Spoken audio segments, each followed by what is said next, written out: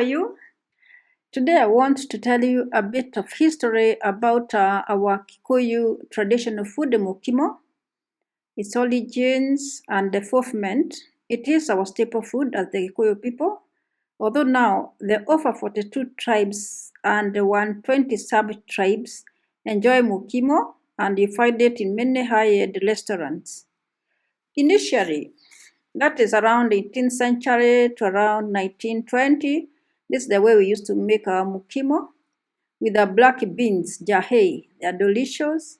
In English, maybe you can search a bit about them. And what you do, they are crying beans. They climb up to 6 meters. And they came to Kenya around between the 1st and the 4th century, whereby they now became our food. Our main food, which is enjoyed mainly in ceremonies like marriages, like when somebody gives birth, you are overfed with this kind of mukimo because they believe that it gives the mother a lot of good milk. And you soak the beans and maybe overnight or even longer time, but you keep changing the water so that it doesn't become sour. They don't start germinating. Then you cook. It's usually cooked. It was cooked in traditional clay pots in open fire, like you have seen, so that it acquires that nice clay pot kind of taste. You boil the beans until they are ready. While the beans are cooking, you'll be preparing the two other ingredients because it's only made with the black beans, green bananas, and a few ripe bananas to help cement them. That is all. No maize, no starch added. You peel your bananas, and for the bananas, you don't use any kind of bananas. There are some bananas which are just for ripening to be eaten as ripe bananas. So you have to be keen when you go to the market or when you are looking for the bananas, you get the ones for cooking. Then you peel them, and here I was peeling them the way we used to peel them in the 70s and a long time ago, using your hand. You don't use the knife, and I believe maybe it's because they did not want wastage, whereby you cut out part of the banana. This way, when you use your hand, you're able to leave the banana whole with all the fibers in, which is very healthy. You peel them, and bananas turn color when they are exposed to oxygen. So it's good to have water, and as you peel, you put them in the water. When the beans are ready, you keep checking the beans. When they are ready, you either add the bananas. That's how they used to do it because they used to match the food in the clay pot, which I'm not able to do because I would break the clay pot. Traditionally, women used to match the food in the clay pot, but my mother told me, in case the pot broke when you are matching the food, you'll be sent back home to your mother to be shown how to cook. So for me, I use steel pots, like you can see. So I transferred part of the broth, the one I cooked the beans with, so that I'll have the nutrients and also the nice color of the beans instead of using fresh water. So I got a lot of water. When you're cooking, you factor that in. You'll be using the same water. Although bananas don't require a lot of water to cook. They can even cook with a little water and steam. Then you press them the way you can see in the pot on fire.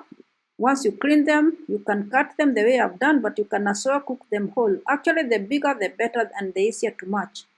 Then you keep them on the fire to be cooking. Then on another side, you'll be mashing the beans. Although this was done collectively, they did not separate the beans and the bananas. But in my case, I found it easier to keep the beans by the side and put them in a separate pot and smash them using that smasher. You can imagine how hard it was in the olden days. I don't think they had such smashers. They used a wooden spoon, which is very hard to match. But anyway, when you have all the bananas and the beans together, it's much easier. But smashing beans alone with the cooking stick might be hard. But this smasher made it much easier for me. You press them down, as you can see, to ensure that they are broken and the protein is all out. As you can see, the white, that is just all good protein. You match them, and once you are satisfied that you have acquired the nice consistency, and of course you have added a little salt, you add the cooked bananas. As you can see, they are boiled now. With that soup, you can see the color. They acquired the brown color, which is very nice, and also the little water you can see they are helped in the matching process. I added a little salt to cater for the bananas. You know, food is like construction. You keep layering. You don't put everything together. Even salting, you salt as you go. Otherwise, you might end up with either undersalting or oversalting. At this time, I now took the matching stick. This is the one I was saying they used to use a long time to use and match the beans. And I matched the beans and the green bananas together, as you can see. It's a bit tedious, and you can imagine a long time, people had large families.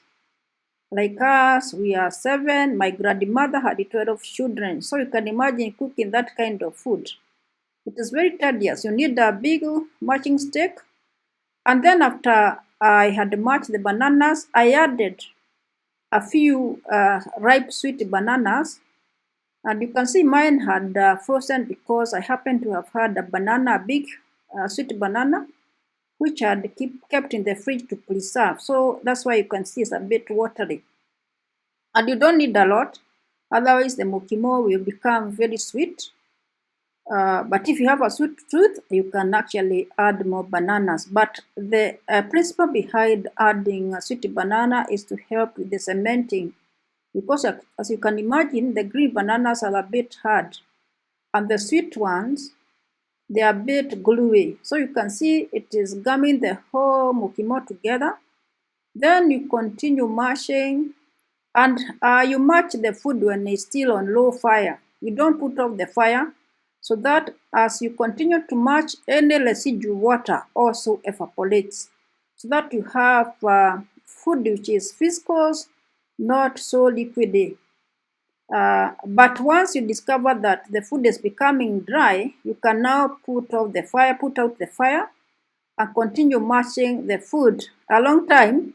I remember at this point you could put the pot between your legs like this. You hold the pot with your legs and then you match.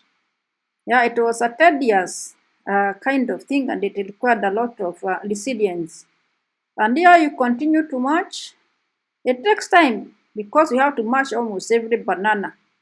And you are looking for a very consistent kind of substance, as you can see. And mind you, there are no beans, no potatoes here, just bananas, black beans, and a few ripe bananas. You can use sweet bananas, you can use any ripe banana.